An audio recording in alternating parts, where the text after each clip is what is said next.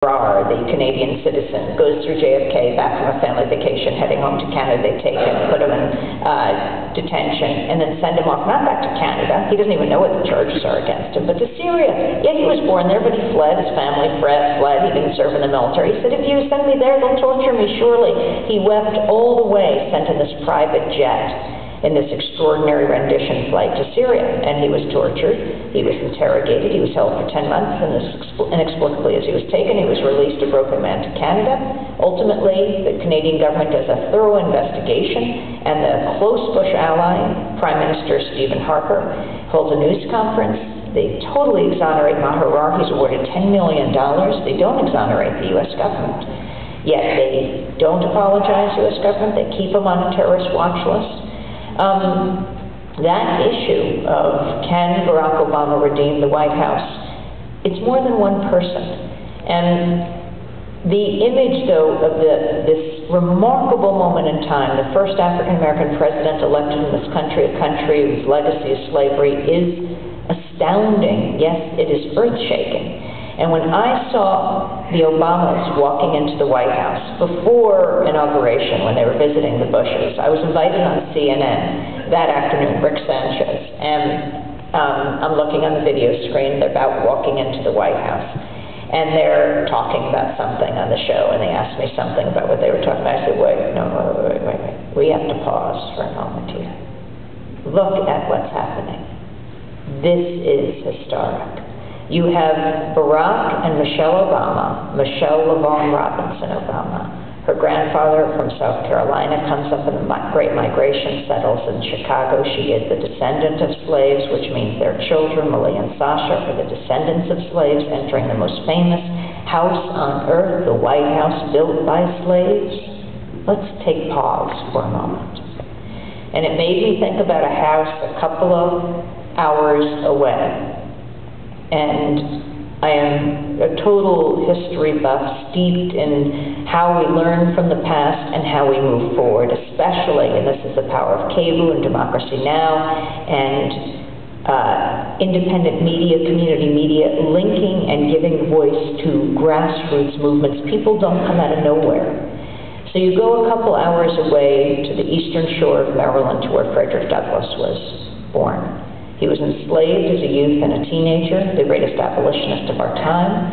He is, no surprise, a troublesome slave, and he is brought to a man named Edwin Covey, who's known as a slave breaker. And Edwin Covey's property is called Mount Misery. And Frederick Douglass is brought there, he's beaten, he's tortured by Covey, but he escapes, he heads north. And this whole 70-city tour, I was in Northampton, Massachusetts, past the Sojourner Truth Museum, that's where she was. Frederick Douglass spoke there. Same with this area of Connecticut, Wesleyan University, and the Underground Railroad in Athens, Ohio. We have an amazing history that makes this country great. So Frederick Douglass heads north. That property today, Mount Misery, on the eastern shore of Maryland, St. Michael's, is owned by Donald Rumsfeld. It's his vacation home. He bought it in 2003 to be next to his close friend, Vice President Dick Cheney. And, you know, I heard the story, I read about it, I investigated, double, triple sourced it, quadruple sourced it, and I was talking about it. I might have even talked about it here in the Bagdad Theater before, but I really found this hard to believe. As a journalist, I felt I got to go to St. Michael's. I've really got to investigate this. Is this possible? This is where Donald Rumsfeld relaxes. So Dennis and I drove to St. Michael's, and I realized when I got there, I have no idea where he lives. How am I going to find this out? The Secretary of Defense. So we see an organic coffee shop, and we think Bill told the truth. So we went inside, and they said, they said, can I help you? I said, yes. They said, what would you like? And I said, I'd like to know where the Secretary of Defense lives. And they said, oh, just go out back, drive down the road. You'll hit Mount Pleasant Road. Don't go down that road.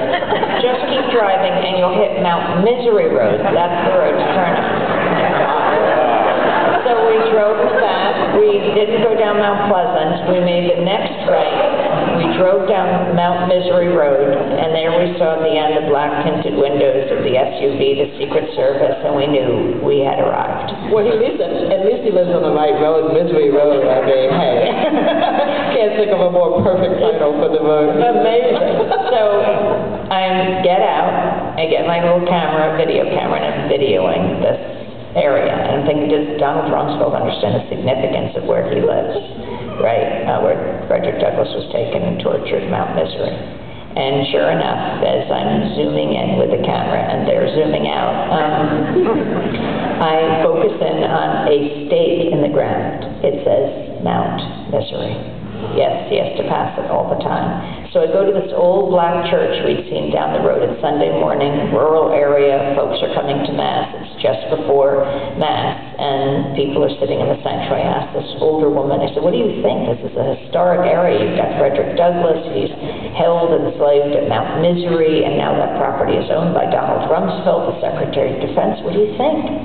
And she said, I can't comment right now. We're in church. And just to end the story, a few months ago, I was speaking in Geneva, New York, and after my talk, a young woman said to me, do you know that you are right near where Frederick Douglass is buried, in Rochester, at Mount Hope Cemetery, from Mount Misery to Mount Hope? And she said, would you like me to take you there? I said, well, I'm leaving for Denver in the morning. If you'd meet me, it was a big snowstorm. At 5 in the morning at the gates, we could go in. She paused, but she said yes. And so we met in the morning. She took me to the tombstone, and it was amazing. And then she got a twinkle in her eye, and she said, would you come across the cemetery with me? I want to show you one more tombstone. I said, I can't. She said, oh, you won't want to miss this. I said, we ran across the cemetery, and there was the tombstone of Susan B. Anthony. And Susan B. Anthony and Frederick Douglass were close allies and friends. And when I told the story at Wesleyan University in Connecticut the other night, a woman came up and said, and did you see the statue in Rochester next to Susan B. Anthony's house? I said, no. And she said, it's not like the, generals on horseback. It's the statue of Susan B. Anthony and Frederick Douglass having tea together. The abolition movement, the women's rights movement, the suffrage movement.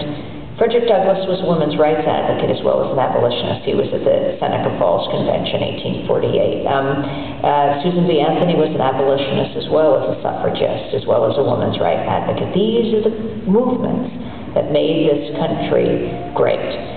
And so seeing those tombstones, I raced to Rochester Airport, and I missed my plane. So I tried to call the people in Denver and say, it's not about the destination, it's about the journey.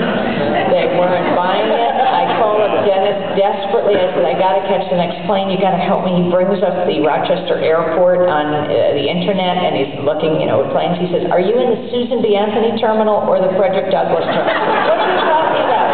I'm in the airport. This is a commercial airport. Just find me the plane. He said, no, really? And I went to the middle, and there are 2 wings of this airport. And it shows you have to stop and smell the flowers or smell the coffee in my case. Because there are these little plaques on either side of the airport. It's the Susan B. Anthony wing and the Frederick Douglass wing. But these are the grassroots movements that we also see today and that have to be given voice to.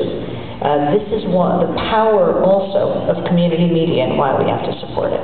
So, Amy, one thing I wanted to go back to is the expectations of the first African-American president, Barack Obama. I hear people say all the time, so he's got to stop both wars, he's got to fix immigration, he's got to fix the economy, and he's got to fix the Patriot Act, and could he please do it all in the first 100 days he's in office?